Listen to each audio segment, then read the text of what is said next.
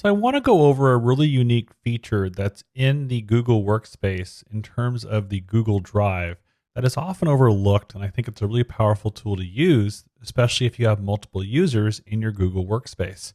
So I've got two accounts here. I've got my Google Drive for my non-Google Workspace in this tab. And I also have my shared folder Google Drive with Google Workspace. A lot of Google words, hang with me.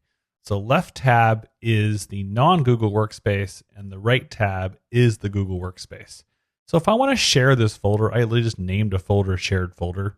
But if I go to share this folder by default, again, left tab, if I go to share and then share right here, notice that in the general access, I get two options. I get restricted or anyone with a link. Now this is good, but let's say I have a team of people I work with within my Google Workspace, and I want to share that folder just with them. So I don't want it fully restricted, but I don't want anyone with a link to see this folder.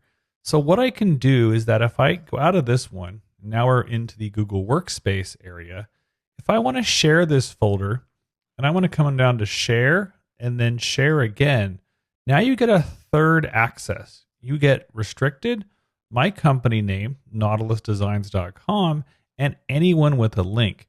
This allows you to share any user within your organization. In this case, this is me at Nautilus Designs.